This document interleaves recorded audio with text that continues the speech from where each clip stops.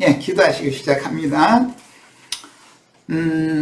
모처럼 다시 또 이런 대면 집회를 시작하게 됐는데 이제 별 탈 없이 모든 지체들 다 모임 장소에서 같이 얼굴 보면서 웃는 얼굴로 말씀을 나눌 수 있도록 앞으로는 역병으로 말미암아서 고통받지 않도록 우리 형제 자매님들의 삶도 지켜주시고 제일 심령을 지켜주셔서 견고한 마음으로 우리 주님만 사랑하고 주님 말씀을 듣기를 사모하고 말씀 따라서 인생을 투자하고 전심으로 드리는 그런 남은 인생 잘 살아서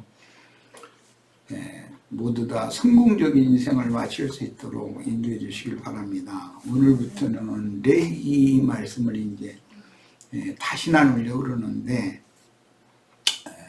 이런 말씀이 우리로 하여금은 구원의 말씀이 되게 해주시기를 바라고 죄인으로 하나님과 분리되어서 죽은 영들은 모두 하나님 앞에 다시 회복되어져 나아가는 새로운 길을 찾아야 되는데 그것이 제물을 들고 하나님 앞에 나가서 제사하는 그런 방법으로 하나님을 만날 수 있다라는 것을 성경이 제시하고 있는데 많은 사람들은 제사법에 관한 이런 레위기의 말씀을 너무 간과하는 경향이 있습니다. 우리들에게도 생명길을 새로 찾는 축복의 말씀으로 레위기 말씀을 오늘 좀 시작하는데 끝날까지 그 시간까지 주님께서 함께해 주시기를 주의 이름으로 기도합니다. 아멘. 자, 오늘 레위기 강해의 서원 자료를 일단 해드렸습니다. 이 자료는 인터넷상에나 다른 데 번안으로 못하도록 내가 다 막아놨는데 금기름 붓는 집 오셔서 자료들을 각자 이걸 다 다운 받으셔야 됩니다. 전에 이게 아무 생각 없이 자료들을 이렇게 무작위로 기독교계에게 이렇게 공개를 다 해준 다음에 너무나 큰 아픔도 당했고 피해를 본 적이 있기 때문에 자료를 어차피 보존을 나눌 수가 없습니다. 그냥 알고 이해해 주시기 바랍니다. 자, 시작합니다. 레위는 야곱이 레아에게서 낳은 세 번째 아들의 이름으로서 레위기라는 것은 사실은 이 제사법을 설명하는 기록이다라는 말인데 레위 계열에게 제사장의 직분을 맡겼기 때문에 책 이름을 레위기라고 이렇게 시작한 거예요. 그래서 레위라는 말이 왜 나오는지를 지금 설명하는 겁니다. 야곱의 셋째 아들 레아가 낳은 세 번째 아들의 이름이 레위죠. 그 레위라는 이름의 뜻은 내가 내 남편과 연합하리로다 그런 뜻이에요. 여기서 이제 연합한다는 샤마 이 말은 결합 단단히 매다 하나로 묶이다 그런 뜻입니다. 마귀의 산인격인 죄라는 것은 마귀의 인격을 말하는 거예요.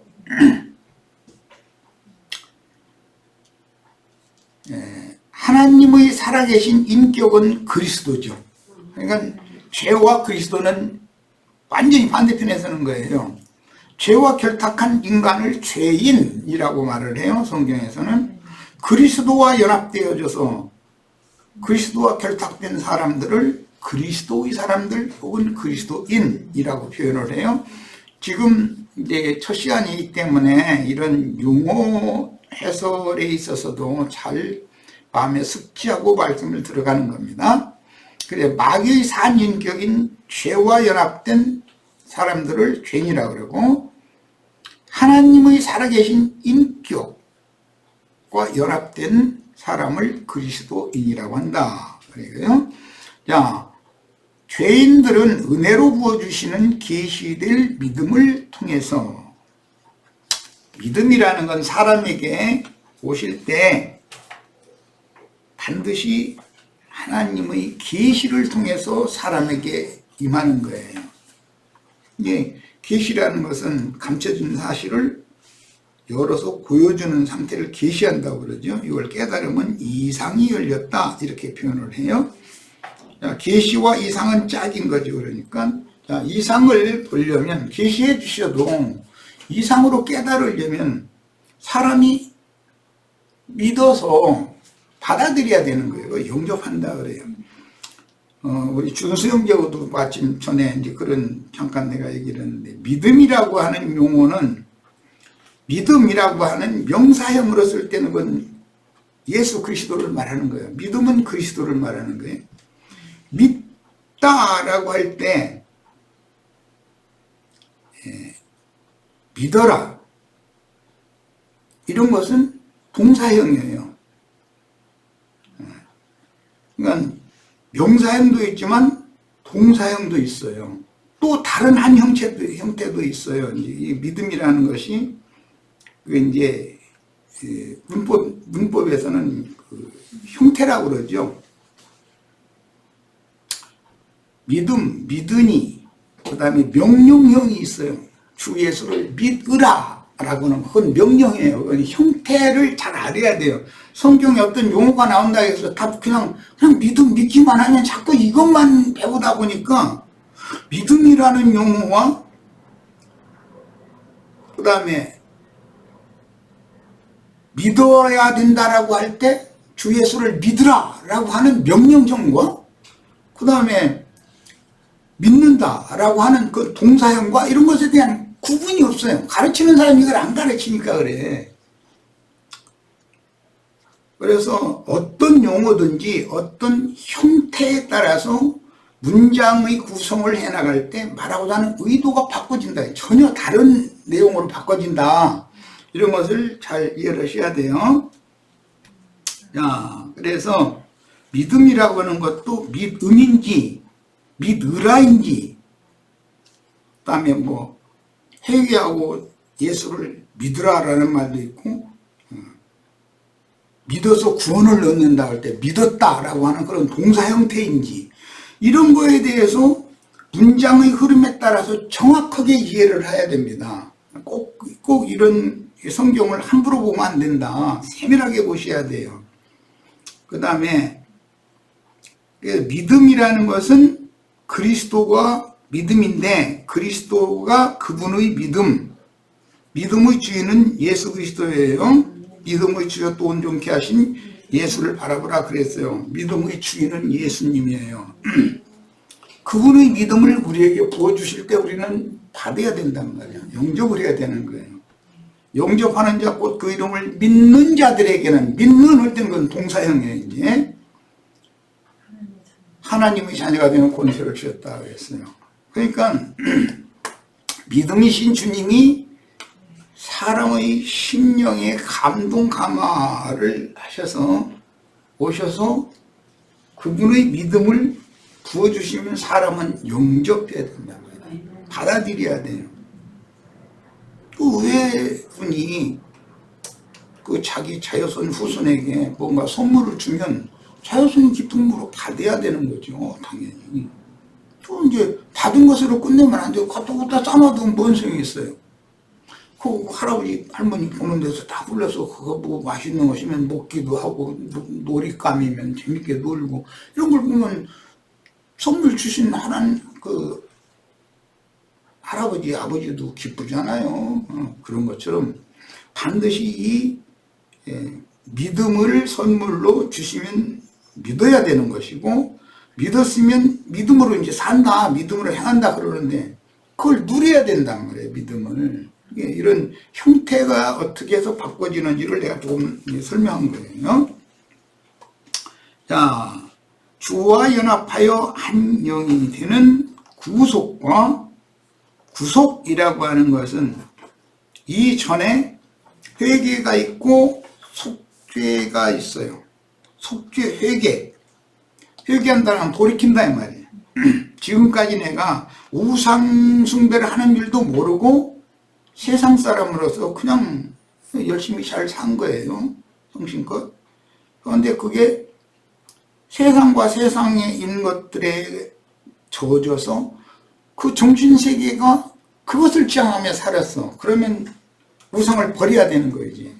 버리고 살아계신 참 하나님 예수 그리스도께로 이제 돌아오는 거예요. 이거 보고 회개한다 그래요. 자, 회개가 있으면 속죄한다 그래요. 회개가 있으면 구속적 사면이 있게 된다. 과정을 말씀드린 거예요. 하나님 용서를 받아야 되고 내가 잘못했구나. 뭐 세상에서 무슨 남을 미워하거나 나쁜 짓을 했거나 그런 것이 문제가 아니고 성경이 말하는 회개라는 것은 탐심 우상이다. 이제 대부분이 그래서 그러니까 그렇게 표현을 했지만 우상 숭배를 했다. 이거 세상과 세상에 있는 것들에 동화되어서 그냥 산 거예요. 하나님이 보실 때 그것은 죄악된 인생이다 이거예요. 이것을 돌이켜야 되는 거예요. 근본적으로. 그래서 우상을 버리고 살아계신 하나님께로 돌아와야 된다. 모든 사람이. 이걸 회개라고 그래요. 회개하면 용서가 있어요. 이게 성경이 말하는 회개와 세상에서 말하는 회개라는 용어는 개념이 전혀 다릅니다. 성경이 말하는 회개라는 것은 내가 날이 이르면 통해하는 영을 부어주겠다 그랬어요. 예, 위로부터 통해하는 영이 임해야 내가 죄인이라고 그러는데 내가 하나님 오실 나를 무엇 때문에 죄인이라고 그러는 거지? 이런 것을 깨달아야 도대체 뭐 회개를 우상을 버리고 회개를 하든지 돌아오든지 그럴 거 아니에요. 근데 뭐 그런 생각해보면 자기 큰 잘못 없이 대가 없이 만약 인생을 30년 40년 예를 들어서 살았다. 그럼 뭐 회개하시오 그러면은 내가 그렇게 큰 잘못이 없는데 이런 그런 생각을 가지면 안 된다 이거예요. 모든 사람은 죄와 어둠이 가득한 세상의 영을 가지고 세상의 영에 동화되어 있어서 오늘까지 살아온 것 자체가 하나님을 대적하는 것이었다. 하나님은 이제 새롭게 찾아야 돼요. 살아계신 하나님을. 그걸 회개라고 그러는 거고, 회개하면 용서를 받고 그걸 구속이라고 그래요. 그런데 구속은 양면이 있어요. 영이 거듭나는 기초가 되는 구속이 있고, 혼의 구원을 이루는 과정을 거친 다음에 몸의 구속을 이제 기다린다. 로마서 8장 이렇게 되어 있는데, 그 몸의 구속이라는 것은 위로부터 오는 젖으로 속사람이 덧입혀져서 이 질그릇을 벗어날 때 영의 몸으로 영광 중에 나타나는 상태를 이어서 몸의 구속이다 그래요. 항상 이 3단계를 생각해야 돼요. 사람은 영과 혼과 몸으로 되어 있기 때문에 구원을 이루는 과정도 반드시 3단계로 하게 되어 있어요. 그 다음에 구속과 거듭남이 필요해요. 이건 이제 신앙의 기초죠. 필요하며 제사장은 하나님께서 맡긴 믿음의 말씀, 구원의 말씀을 전파하여 하나님과 죄인들이 화해하고 하나님과 죄인 사이는 원수가 됐어요. 하나님은 죄를 이렇게 미워하시기 때문에 죄와 결삭된 사람을 사랑할 수가 없는 거죠. 그 원수 관계가 되는 거예요. 그러면 거룩한 하나님과 속된 세상의 영으로 동화된 인간을 화해를 시키는 어떤 수단이 필요한데 그것을 일러서 레위기가 말하는 제사법이라고 제사다. 하나님이 지정한 제물을 가지고 하나님 앞에 나가서 내가 이런 죄인인데 내가 당연히 죽어야 되지만 이 제물을 하나님이 받으셔서 이 제물에게 나의 모든 죄과를 이렇게 전가시키고 나는 용서해서 살려주시길 바랍니다. 이렇게 하는 행위를 일러서 제사한다 이렇게 말하는 거예요. 네. 구약은 제사라고 그러고 신약은 그것을 예배라고 그러죠. 예배. 레위기는 제사법, 예배법을 가르치는 거예요. 그 말은 즉 하나님과 원수되어진 관계인 죄인과 거룩한 신 사이를 중재하는 그런 일을 하는 사람을 제사장이라고 그래요. 그런 사명을 받은 사람. 그럼 뭘 하느냐? 이런 복음의 말씀을 사람들에게 깨우치도록 전해야 된단 말이에요. 그래서 신약의 로마서 15장 16절에 보면 복음의 제사장 직무를 하게 했다. 이방인들을 하나님이 받으시니까 제물로 드리는 복음의 제사장 직무를 나로 하여금 하게 하셨다 그랬어요. 그래 우리 준수하게 교황 저기 폈으니까 로마서 15장 16절 찾아 읽어보고 봅시다. 그것이 좋겠습니다. 구약 성경의 제사장이라는 말은 사람들에게 복음을 전하는 사명을 행하는 사람을 말하는 거예요. 복음을 전하는 목적은 거룩하신 하나님과 세속화된 속된 인간 사이를 서로가 원수의 관계이기 때문에 이것을 화해를 시키는 일이란 말이야. 그것을 제사장 직분을 행한다 그래요. 로마서 15장 16절 자 찾으셨죠? 자 같이 읽습니다. 이 은혜는 곧 나로 이방인을 위하여 그리스도 예수의 일꾼이 되어 하나님의 복음의 제사장 직분을 하게 하사 이방인을 제물로 드리는 것이 성령 안에서 거룩하게 되어 받으실 만하게 하려 하심이라. 구약 성경은 신약 성경에 대한 모형이요 예표요 그림자예요. 구약 성경에 제사장이라는 말이 수없이 많이 나오는데 이것은 신약 성경의 해석대로 복음을 전하는 직무를 맡은 사람을 말한단 말이야. 복음을 전하는 목적은 거룩하고 의로우신 하나님과 죄와 결탁된 죄인 사이를 중재하는 거예요. 화목되게 해서 죄인을 하나님께로, 하나님을 죄인에게로 서로 안으로 들어와서 상호 연합을 맺게 해주는 거예요. 그게 레이라는 이름이 의미하는 바예요. 내가 내 남편과 연합하리로다. 연합하는 거예요.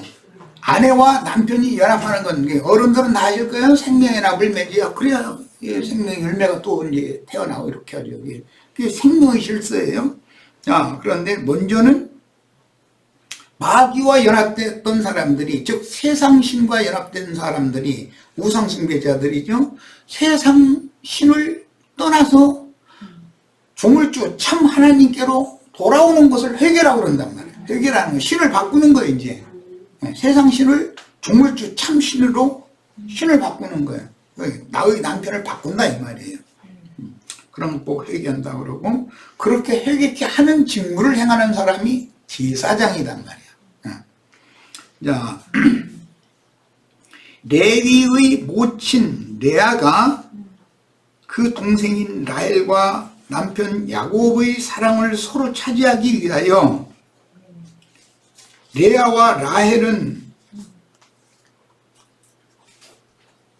한 아버지 한 어머니에게서 난 자매관계였잖아요. 그런데 야곱이 실제 사랑한 건 라헬이었어요. 둘째. 그 라반이 둘째 딸이죠. 그런데 아무소리도 않고 있다가 7년 이제 그 모하르 율법이라고 이제 이것까지 다 설명이 길으니까 어쨌든 빅모를 돈으로 내야 되는 거예요. 여자의 몸값을 여자를 사기 위해서는. 그런데 빅모를 낼 돈이 없으니까 야곱은 7년 동안 머슴살이를 해가지고 약혼 기간을 가졌던 거예요. 그 이제 7년이 찼으니까 약혼 기간이 찼으니까 이제 나에게 아내로 주신 나엘의 방에 들어가게 해달라고 여삼촌에게 이제 부탁하니까 이제 혼인잔치를 7일 동안 했어요. 그랬는데 첫날 자고 일어나서 아침에 보니까 라헬이 아니라 레아하고 자였었던 거예요. 그러니까 도대체 아니 여삼촌이 나를 왜 이렇게 속이시느냐고. 그러니까 여삼촌이 뭐라고 그러냐면 우리 쌤족은 큰아이를 놔두고 작은아이를 먼저 시집보내고 이런 장가보내고 이런 일은 없는 거야. 순서대로 하는 거야. 그리고 법이 그렇다는데 어떻게 그럼 그러냐고 꼴랑거다고. 너 만약에 그 라헬도 네 아내 차지하고 싶으면, 아내로 취하고 싶으면 좋아도 그 라헬도 줄게. 그 대신 뭐 빅물을 다시 내야 돼. 그 7년 동안 종살이를 또 시킨 거잖아요. 그게 약혼 기간은 그래서 7년인 거예요. 예. 그래서 7년 14년을 그 빅물을 내는 기간을 지내고 7일씩 14일간 혼인잔치를 해서 두 아내를 얻었어요. 그랬는데 그 두 아내마다 몸종들을 줬죠. 레아의 몸종은 실바죠. 예. 라헬의 몸종은 비라예요. 이게 그러다 보니까 우연찮게 야곱이 원치 않게 아내가 넷이 돼버린 거예요. 이게 그래가지고 그 네 아내를 통해서 12아들을 낳았어요. 이건 굉장한 비밀이에요. 사랑하는 본 아내가 있어요. 두 아내예요. 레아와 라헬이 있어요. 레아의 그 몸종이 또 있고 라헬도 몸종이 있어요. 그러니까 레아는 구약교회를 상징하고 라헬은 신약교회를 상징하는 건데 구약교회에도 종교회가 있단 말이에요. 본초교회가 있는 거예요. 신약교회도 본초교회가 있고 종교회가 있는 거예요. 항상 한 남편과 어떤 여자 관계는 그리스도 교회의 관계를 설명하는 비유인 거예요. 자, 그래서 레위의 모친 레아가 그 동생인 라헬과 남편 야곱의 사랑을 서로 차지하기 위하여 경쟁하면서 세 번째 아들을 낳은 후에, 그때까지 라헬은 자식을 못 낳았죠. 사랑은 라헬을 사랑하는데 자식은 레아가 잘 낳는 거예요. 지금 일이 이렇게 된 거예요. 세 번째 아들을 낳은 후에 내가 남편에게 세 아들을 낳았으니 내 남편이 나에게 완전히 매여서, 여기 아까 내가 잠깐 히브리어 이 샤마라고 하는, 연합하리로다라고 번역이 됐는데 이 샤마라고 하는 용어는 묶인다, 매인다 그런 뜻이에요. 남편과 아내가 결혼하면 서로에게 묶이죠. 이제는 내 맘대로 못 하잖아요. 결혼하면은 아내가 나를 묶어놓고 남편이 아내를 묶어놓고 제어하잖아요. 함부로 못 하도록 서로가 묶이는 거예요. 이제 그게 샤마라고 하는 히브리어의 의미예요. 그래서 내 남편이 나에게 완전히 매여서 라헬을 사랑하지 않고 이제 자기만 사랑하리라, 총애하리라고 기대하는 뜻으로 세 번째 아들을 낳고 나서는 레위라고 이름을 지어준 거예요. 그런데 그 레위에게 제사장 직분을 구약시대에는 맡겼다는 거예요. 그래서 오늘 레위기, 레위기를 지금 시작하는 첫 시간이에요. 성경에서는 누구의 이름이나 그가 살던 지역의 이름이 매우 중요한 의미를 내포하고 있는데, 레위라는 이름에서 할 수 있듯이 남편과 아내의 완전한 연합, 결합, 묶임은 남편과 아내의 전인격적인 연합과 한 가정이라는 거처에서 함께 거하면서 생육하고 번성함으로 하나님의 축복을 누리는 배필관계가 반드시 회복되어져야 되는 것이다. 그런데 구약성경에 보면 율법은 남편이 아내의 어떤 실행이나 부족함이나 이런 걸 보면은 율법으로 이혼 증서를 써줘서 쫓아내도 돼요. 구약시대 율법에는. 그러나 신약시대에 와서 예수님은 그 구약시대의 그 이혼법을, 그게 원래 하나님의 뜻은 아니다. 사람들이 너무 완악하니까 그렇게 한 법을 만들어 놓은 거지 그게 하나님의 뜻이 아니다. 절대 이혼이라는 게 있으면 안 된다. 이제 이렇게 법을 바꿨죠. 그래서 그 완전한 법이다 그래요. 모세 율법보다 더 완전한 법이 그리스도 율법인 거예요. 야곱의 마음은 항상 라헬에게 기울었으므로 하나님은 레아에게 남편의 사랑이 없는 것을 보시고 아들들을 생산하게 하셨으나 라헬은 야곱의 총애를 받으면서도, 실제 야곱이 라헬을 더 사랑해. 그런데도 라헬은 아들을 못 낳아. 레아는 히브리인들의 그 아람 족속의 법에 따라서 할 수 없이 큰 딸이니까 먼저 취한 것 뿐이지 야곱이 원해서 레아를 취한 건 아니었거든. 그런데 아들은 레아가 더 잘나. 지금 상황이 이렇게 된 거예요. 하나님은 레아에게 남편의 사랑이 없는 것을 보시고 아들들을 생산하게 하였으나 라헬은 야곱의 총애를 받으면서도 생산하지 못했으니 첫 아내인 레아는 육신적인 태의 열매를 통해서 야곱의 마음을 차지하고자 했던 것이다. 그래서 세 번째 연곡 아들을 낳으니까 첫째는 누구죠? 르벤. 두 번째는 시므온. 세 번째는 오늘 우리가 말씀 나누는 레위예요. 네 번째는 유다예요. 적어도 이 네 명은 암기하고 있어야 돼. 이건 무조건 암기하고 있어야 돼. 앞으로 이 네 사람이 많이 나올 거기 때문에 그래. 르벤, 시므온, 레위, 유다. 구약 시대에 아주 큰 중추적인 일들을 하는 인물들이기 때문에 그래요. 그런데 라헬이 나중에 아들을 낳죠. 두 아들을 낳는데 누구 낳죠? 네, 요셉, 베냐민이에요. 베냐민을 낳을 땐 죽었어요. 네. 자, 이제 이 6사람을 내가 12아들 중에서 특별히 6사람을 강조를 해놓은 것은 앞으로 레위기를 읽을 때는 이 말이 자주 나올 거기 때문에 그래요. 구약성경에는 음이 이 4사람, 2사람에서 6사람 이름이 굉장히 자주 나와요.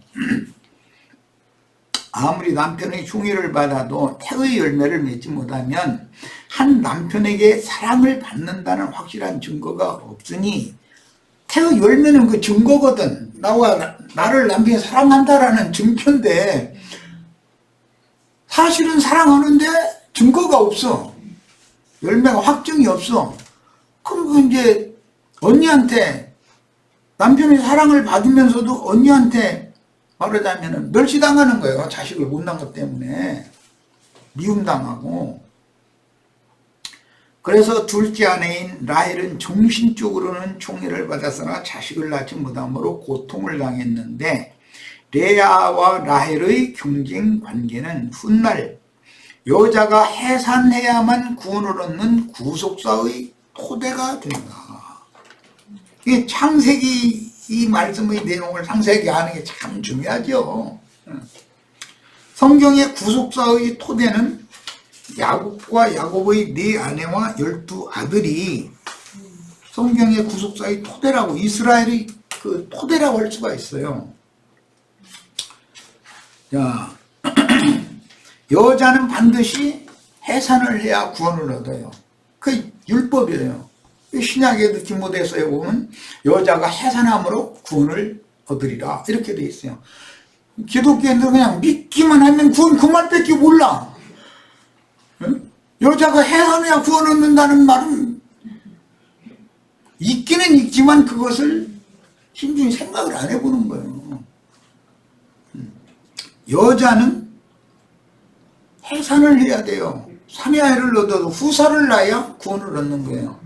그 셈족은 이 후사 관계를 얼마나 중요하게 여기는지 잠깐 소개해드리자면, 혼인을 했는데 3년 4년 5년이 지나가는데 며느리가 아기를 못 낳아. 그러면 시어머니는 이제 난리가 나는 거예요. 그 다음에는 시아버지는 며느리 그렇게 사랑하고 이뻐하고 그러더니 애를 못 낳고 나니까는 지나갈 때 한마디 하고 그냥 지나가는 게 아니고, 그 뭐 얼마나 불안하냐 이거요. 시아버지가 그 말은 뭔 뜻이냐, 너 나가다고 이 말이거든. 사실은 내가 다른 며느리 얻어서 난 후손을 둬야 되겠다 이 말이거든. 그러니 그게 히브리인들은 여자가 자식을 못 낳는 것이 가장 수치당하는 거, 부끄럼 당하는 게 가장 큰 숙모였어요, 그게. 그리고 나중에 결국은 안 되겠다 해서 신정으로 돌려보내도 분말 못하고 반항 못하고 쫓겨나갔어야 됐어요. 그게 셈족의 그 정신세계 문화예요. 그만큼 후손을 둔다, 후사를 낳는다라는 것이 셈족의 문화에서는 굉장히 중요합니다. 성경을 읽다 보면 구속사에 나오는 누구의 대를 잇는 얘기, 누가 누구를 낳고 몇 년, 장자로 누구를 낳고 몇 년 동안 살면서 자식을 낳고 몇 년 후에는 죽어서 열조에게로 돌아갔고, 또 누구를 장손으로 낳고 몇 년을 살면서 자식을 낳다가 죽어서 열조에게로 돌아가고, 계속 이 얘기가 낳고 얘기가 계속 나와요. 그러면 사람들은, 성경의 의도를 모르겠는 사람들은 재미가 없거든. 그러니까 뭐 누가 낳고 뭐 하면은 처음에 한 장 읽다 두 번째 장까지 계속 그게 에이 너무 가버려. 잘해. 딱 이렇게 해서 딴 장으로 넘어가 버려. 그런데 마태복음 시작에 보면 다윗과 예수 그리스도, 다윗과 아브라함의 자손 예수 그리스도의 세계 족보책, 아브라함과 다윗의 자손 예수 그리스도의 족보라 이렇게 시작을 해놓고, 누가 누구를 낳고를 계속 해놓고 있어요. 그럼 시작부터 그러는데 그거 안 읽어버려 이제. 그건 뭔 뜻이에요? 하나님의 집의 뼈대를 모른다 이 말이에요. 셈족은 후사 그 계보를 뼈대라고 그래요. 그래서 용어에, 세속적인 용어에 우리 집안은 뼈대가 있는 집안이다 이런 표현을 해요. 네. 그것은 장손으로서의 가문이다 이 말인 거예요. 장손이 또 많은 자손을 낳지만 장자와 차자의 관계는 또 달라요. 권세가 다른 거예요. 그래서 장손 집안의 맏며느리 대를 이어서, 그럼 그 맏며느리한테는 먼 조상으로부터 내려오는 가락지가 있어요. 휴시라고 그래요. 장손 가문의 맏며느리라는 증거예요. 이게 이제 이것이 창세기에서는 라헬이 친정아버지 집에서 드라빔을 가지고 원래 훔쳐가지고 갔다는 거예요. 그게 장자의 권리를 쟁취할 수 있는 증표인 거예요. 예, 표시. 예, 자기 친정아버지가 곡할 때가 되면은 딱 드라빔 가지고 가서 내 자식, 라헬이 이제 자기 자식 데리고 가서 내 자식한테 아버지 모든 유산을 주도록 아버지가 나한테 표를 맡겨놨다. 나 이런 권리 갖고 있던 사람이야. 딱 하려고 그런 거예요, 그게. 이런 것이 셈족 문화에서는 굉장히 중요하게 여겨요. 그래서 이 장자 상속권이라고 하는 율법이 신명기에는 얼마나 중요하게 다뤄지는지를 이걸 알아야 돼요. 신약에서도 똑같아요. 장자 맏아들이라는 것은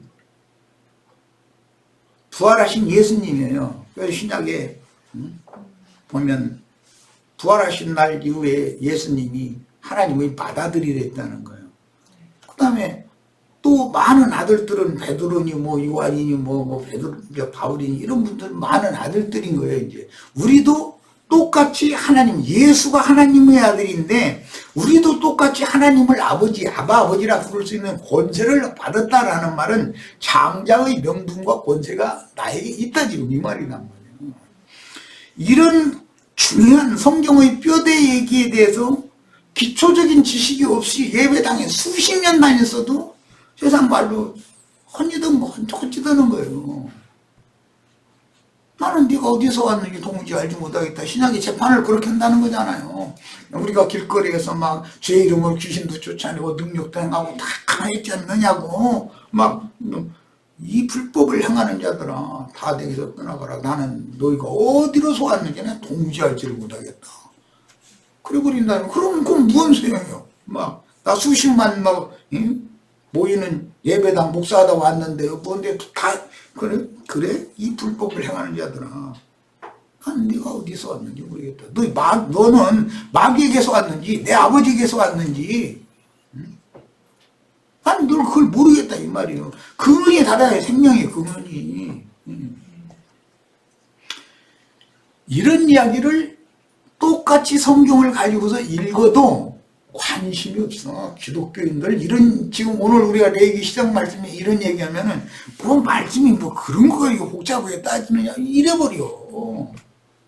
그럼 레위기를 시작도 할 수 없다는 뜻이죠. 그런 사람들한테는 가르칠 방법이 없는 거예요. 하나님과 원수돼서 하나님과 단절된 상태를 죽었다고 그래요. 성경에서는 끊어졌다 이거예요. 하나님의 생명에서 끊어졌다 이거예요. 그리스도의 은혜에서 끊어져 나가 버렸다. 그건 죽었다고 그래요. 죽은 자라고 그래. 죽은 자를 다시 그리스도께로 접붙이려면 제사를 해야 된다고. 화해의 직무를 맡은 제사장들을 통해서 제사를 해야 되는 것이거든. 그럼 레위기가 제사법인데 이걸 모르고 써야 죽은 자가 어떻게 살아날 거예요. 생명인 하나님께 나가야 하나님과 연합을 해야 살아나는 건데. 그럼 성경을 너무 아주 기본을 모르는 거예요.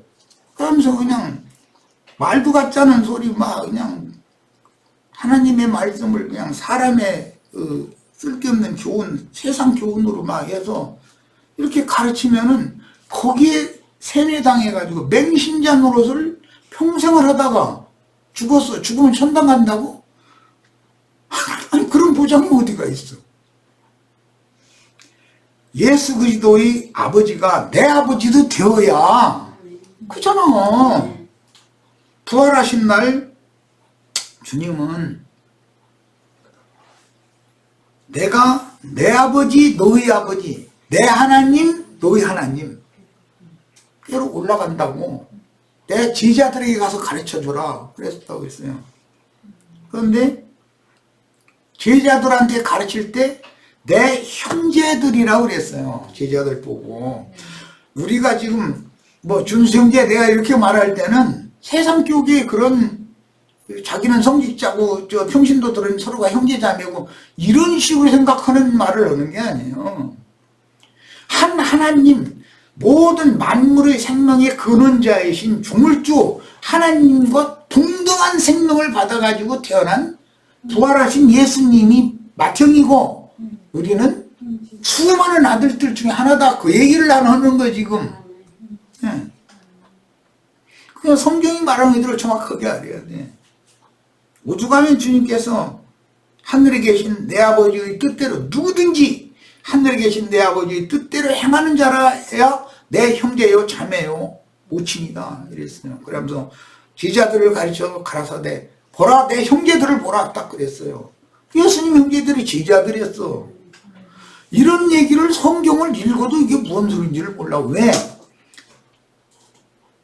세상 지식으로 성경을 선악을 아는 지식으로만 배웠지 생명의 계보 생명에 대해서는 가르침 받은 적이 없기 때문에 그렇다 이거예요. 생명이 같아야 되는 거예요. 생명이. 하늘 아버지를 아버지라고 부르면 예수님도 하늘에 계신 내 아버지라고 부를 때 나도 예수님처럼 아버지라고 똑같이 부르려면 예수님을 낳은 생명이 나를 낳았어야 된단 말이에요. 이건 생명의 문제지 무슨 교리의 문제나 지식의 문제가 아니잖아. 이거는 전혀. 생명이 한 하나님의 생명이냐 이 말이지. 한 아버지로부터 나도 낳았어야 된다 이 말이에요. 이렇게 중요한 거예요. 성경의 그 기초를 아는 지식이라는 것이. 반대로 레아는 아들들을 출산했으나 야곱의 마음을 자신에게로 돌리고 붙잡아 두지 못하니 아들은 낳는데도 야곱의 마음이 자신에게 완전히 결탁되고 묶이고 매지를 않는 거야. 마음은 자꾸 라헬 쪽으로 가는 거야 자꾸. 그 오죽하면은 야곱이 밭에 나가서 합한채라는 걸 얻어가지고 이러고 이제 들어오는데 야곱이라네. 루벤이 레아의 맏아들이 그걸 가지고 오는데 그 어머니가 라헬이 그걸 뺏으려고 그랬죠. 그랬는데 그 레아가 이제 자기 아들이 가지고 온 합한채를 가지고 자기 방에 가서 라헬하고 단판을 짓는 거예요. 오늘 밤 남편은 내 방으로 가야 된다. 그러니까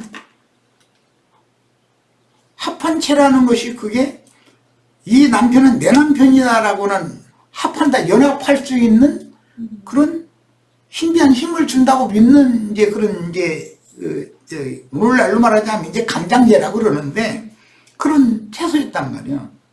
그런 푸송가리였었죠. 그것을 라헬이 좋다.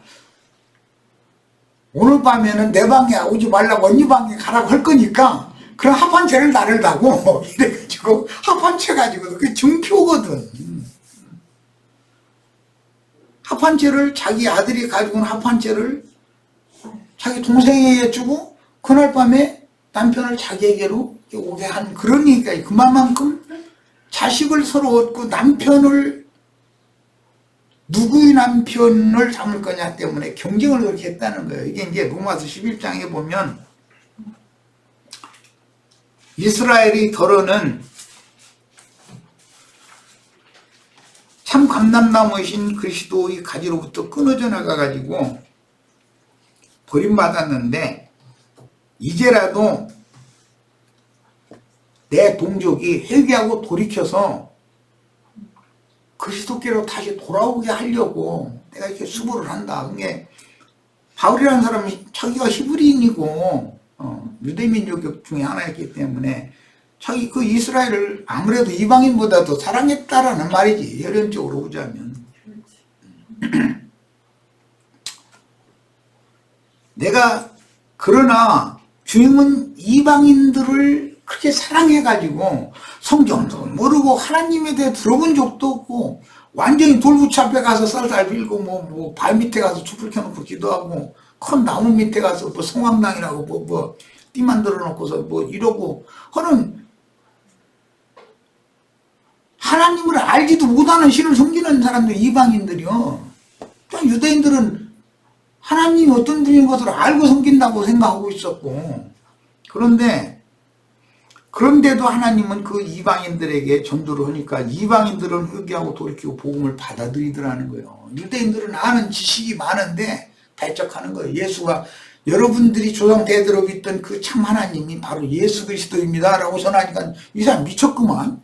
우리 하나님 하늘에 계신 여호와 하나님 우리가 말이에요 11조 헌물 많이 가져가서 이렇게 회당이나 성전에 가서 헌물과 헌금 많이 내고 이렇게 복 달라고 하면 복 내려주면 그런 하나님이어야 되는데 바울이 소개하는 하나님은 자기네들이 받아들이기 어려운 하나님이다 그래요. 그러니까는 바울을 이단이라고 그랬어요.